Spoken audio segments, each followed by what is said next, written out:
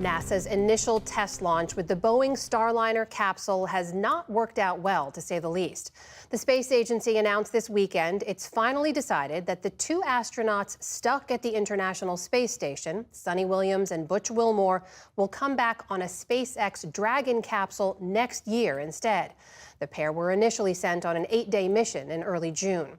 NASA Administrator Bill Nelson said the priority has to be safety of the astronauts. Space flight is risky, even at its safest, and even at its most routine.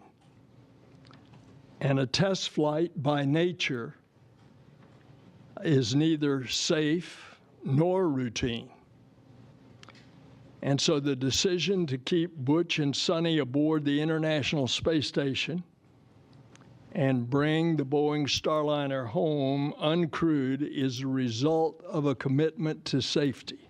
So here to discuss the latest now is our science correspondent, Miles O'Brien. So Miles, we know NASA's been weighing whether to try to bring Suni and Butch home on the Boeing craft or a SpaceX craft. What do we know about why they ultimately decided to go with SpaceX? Well, Amna, they just couldn't be certain about the thrusters, which are key here. Now, all of the people making these decisions, we should point out, lived through the searing tragedy of Columbia back in 2003 when the orbiter disintegrated on reentry.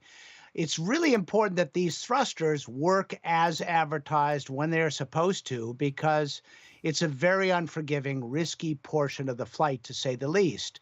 If they come in too hot, that's a problem. If they come in with not enough speed, they could skip off the atmosphere. So since they went through the testing, they tried to understand the problems with these thrusters, which manifested as they approached for docking, and they just don't feel confident that they know enough about why they failed to understand if they might be reliable enough to get the crew home. And so at that point, there was no logical or safety rationale to put two human beings at risk for this return of the Boeing Starliner. So it will go back uncrewed.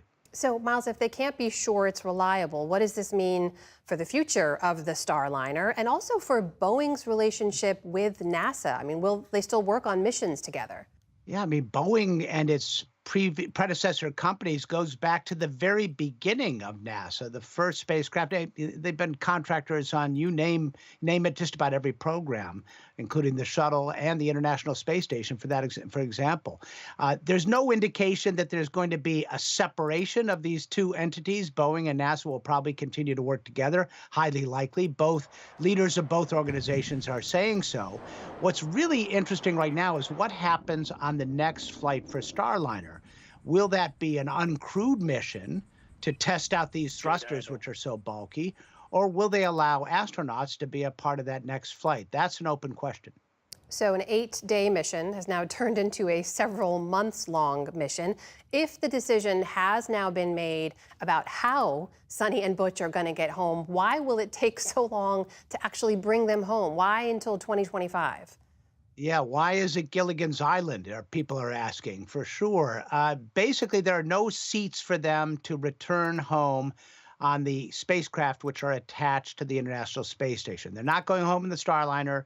There's a SpaceX Dragon there, but no seats for them. So what are the options? Well, they could build a whole rocket for them to come pick them up, or much more efficiently, a crew which is set to arrive next month it's a 4-person crew.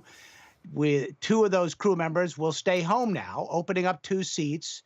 And Suni and Butch, for all intents and purposes, have been volunteered to be a part of this mission, which lasts 6 months into February. So it's the most efficient for the flow of the space station, but probably not the most convenient for Butch or Suni. To say the least. Well, what do we know about, this is what's always top on my mind, do they have what they need? Suni and Butch, who again planned for an 8-day mission, do they have what they need to get through these next several months? Or is there going to be some kind of resupply mission to get them that supplies? Yeah, it's worth pointing out they went up without suitcases. They had to make room for a piece of equipment to haul up to the space station to fix the water recycling system. So they didn't even have a change of clothes. Well, there's been a cargo mission arrived just a week or so ago with 8,600 pounds of stuff. And at any given time, NASA has enough clothing, food, consumables for a 4-person crew to last 4 months. So there's plenty of stores up there. That's not really the problem. They'll be fine. They're not going to go hungry. They'll have clothing, et cetera. But they do have a long mission ahead that they didn't anticipate. And what about that mission to come home as well? I mean, the fact that they trained to go up and come back on a completely different craft than the one they'll actually be coming back on, what does that mean logistically? Yeah, well, the Dragon spacecraft is highly automated. And obviously, the 2-person crew, which will fly up, will be fully trained in SpaceX and Dragon functionality and the checklist, so to speak. Sonny and Butch are test pilots with a lot of experience. They've flown on the shuttle, they've flown on the Soyuz, now the Boeing Starliner, and they'll be in the history books when they go back on the Dragon, having flown in all 4 vehicles.